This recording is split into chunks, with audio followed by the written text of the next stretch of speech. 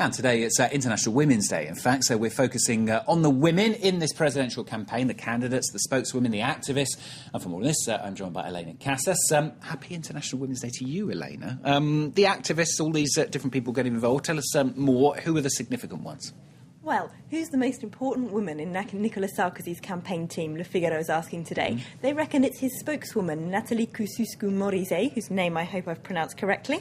Now, they say his campaign is mired in a rather large assortment of problems, of course. It's kind of flailing and failing to take off, of which one of the worst is that he's perceived as being out of touch with ordinary people, being president of the rich. And they reckon that she might be part of that problem. She's known for being rather bourgeois. She seems quite out of touch generally. She's famous for wearing Hermès shoes and things like that. And she dug herself into a hole last week when she was asked on the radio how much the Paris metro ticket costs. And she says €4, whereas it's how much, Stuart?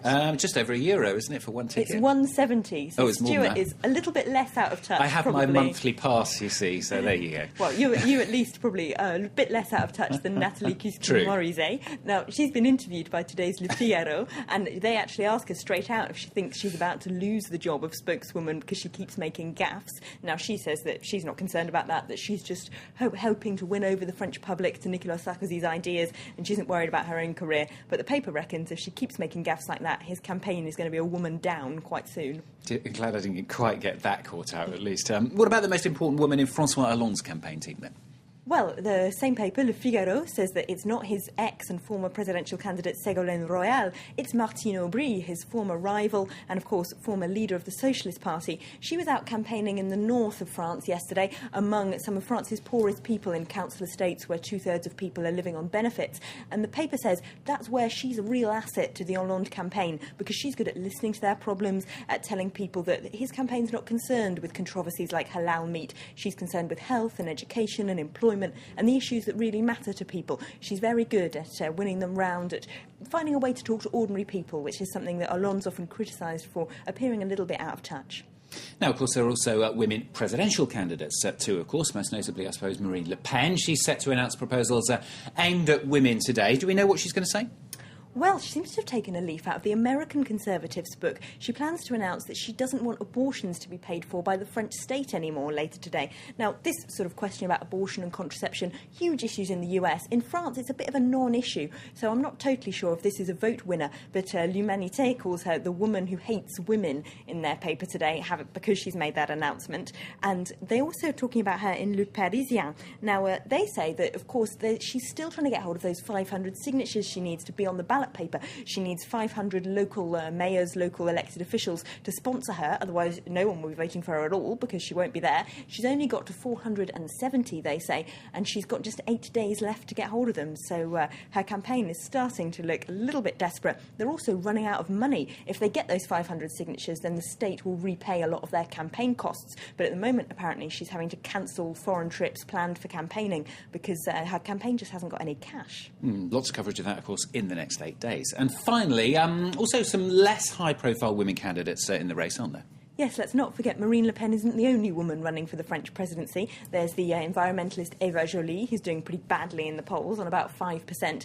And the far-left candidate, Nathalie Arthaud, she's running for a Trotskyist party called Workers' Struggle, and her voting intentions in the polls are at less than 1%. But she does have those all-important 500 signatures that Marine Le Pen doesn't, and she proudly handed them in to election authorities yesterday. Luke Brown reports. For Nathalie Arthaud, this is a symbolic moment. She's a revolutionary Trotskyist and she's here to knock on the door of one of France's most powerful institutions, the Supreme Court. In her hands, the backing of local dignitaries vital to any campaign. In all, she and her party, Workers' Struggle, have gathered 521 of the precious signatures. They don't necessarily share my ideas, but this democratic gesture, they allow me and they allow the workers' struggle to take part in this election. Yes, it is a relief, because it's never easy. This is Nathalie Arthaud's first presidential campaign. She's taken time off from her job as an economics teacher to meet with workers facing layoffs across France. Keeping these jobs is a drop in the ocean. You have to force the businesses. I think we have to aim to ban it. We have to try to make redundancies illegal. The workers' struggle has never believed change will be wrought through government. Rather, they want a popular uprising, even if that means taking part in the elections.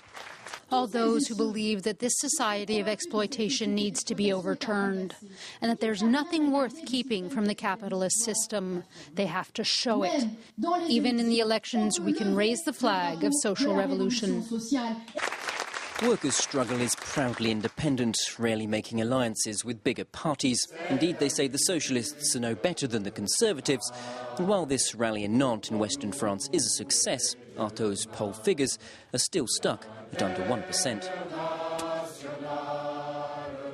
Luke Brown there on Nathalie Arthaud. One bit of election news just coming into us, in fact. The French President Nicolas Sarkozy has been speaking on French television and radio in the last hour or so. He's just said that if he loses the presidential election due at the end of next month, he will quit politics. That's as he continues to trail in the polls, speaking a few moments ago.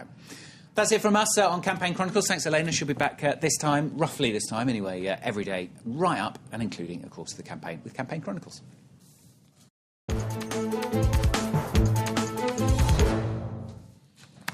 Now, I'm sure you use a mobile phone. If